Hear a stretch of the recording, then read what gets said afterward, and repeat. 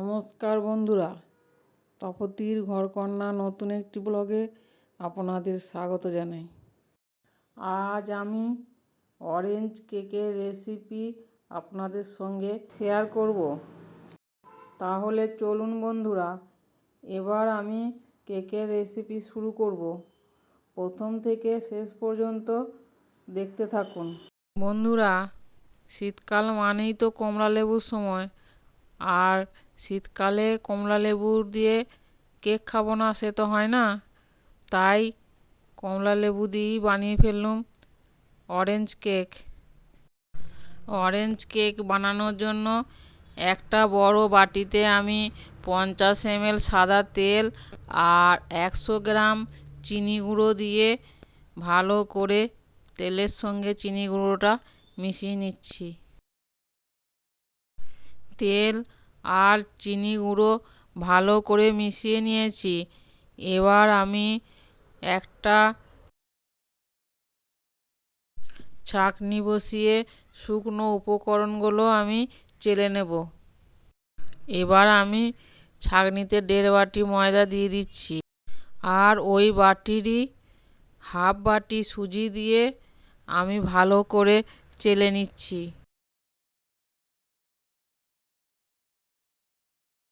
শুকনো উপকরণগুলো সব চালা হয়ে গেছে। এবার আমি 100 গ্রাম গুঁড়ো দুধ ওই শুকনো উপকরণের সঙ্গে দিয়ে দিচ্ছি, আর অল্প একটু নুন দিয়ে দিচ্ছি। দিয়ে ভালো করে তেল আর চিনির যে মিশ্রণটা ছিল তার সঙ্গে মিশিয়ে নিচ্ছি। এবার আমি 1 বাটি কমলা লেবুর রস বার করে রেখেছিলাম, সেটা দিয়ে ভালো করে মাখিয়ে, কমলা লেবুর রসটা দেওয়ার পর মাখাটা একটু মোটা লাগছিল, তাই আমি অল্প জল দিয়েছি। জল দিয়ে ব্যাটারটা আমি ভালো করে তৈরি করে নিচ্ছি। এখানে আমি গুঁড়ো দুধ দিয়েছি, তাই অল্প জল দিচ্ছি, আর লিকুইড দুধ দিলে আর জলের দরকার পড়বে না। এইভাবে আমি ব্যাটারটা তৈরি করে নিয়েছি। দেখুন, স্মুথ ব্যাটার তৈরি হয়ে গেছে। এবার আমি যে কমলা লেবুর খোসা গ্রেট করে রেখেছিলাম, সেটা আমি এর মধ্যে দিয়ে দিচ্ছি 1 চামচ।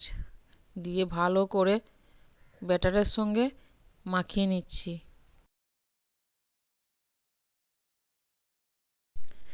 ব্যাটারটা আমি এবার ঢাকা দিয়ে রেখে দেবো কিছুক্ষণের জন্য।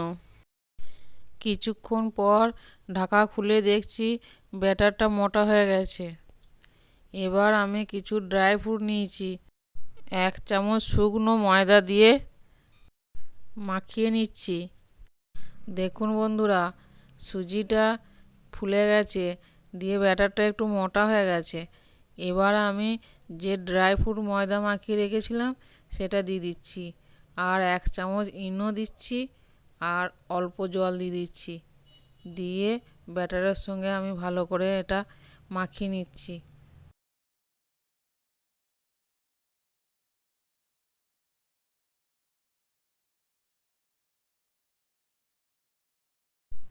এদিকে আমি মাইক্রো ওভেনটা প্রিহিট করতে দিয়েছি 5 মিনিটের জন্য, আর ব্যাটারটাও তৈরি হয়ে গেছে। এবার আমি কেক টিনটা তৈরি করে নেব। তার জন্য 1 চামচ সাদা তেল দিয়ে কেক টিনটা ভালো করে তেলটা মাখিয়ে নিচ্ছি। এবার উপর থেকে শুকনো ময়দা ছড়িয়ে দিচ্ছি।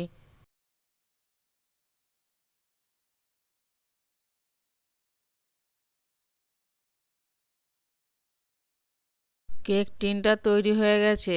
এবার আমি ব্যাটারটা কেক মোল্ডের মধ্যে ঢেলে দিচ্ছি, দিয়ে এইভাবে একটু ঠুকে দিচ্ছি যাতে ভেতরের বাতাসগুলো বেরিয়ে যায়। ওইদিকে 5 মিনিট হয়ে গেছে, আর মাইক্রো ওভেনটা প্রিহিট হয়ে গেছে। এবার কেক মোল্ডটা মাইক্রো ওভেনের মধ্যে ভরে দিচ্ছি। কেকটা আমি 35 মিনিটের জন্য বেক করতে দিচ্ছি। 10 মিনিট পর কেকটা মাইক্রো ওভেন থেকে বার করে আমি কিছু ড্রাই ফ্রুট দিয়ে একটু সাজিয়ে দিচ্ছি।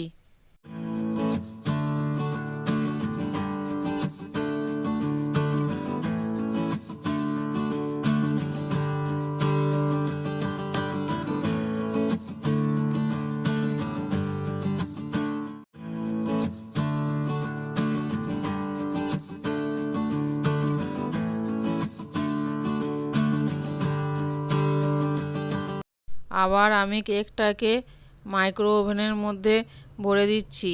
এবার আমি 25 মিনিট বেক করব।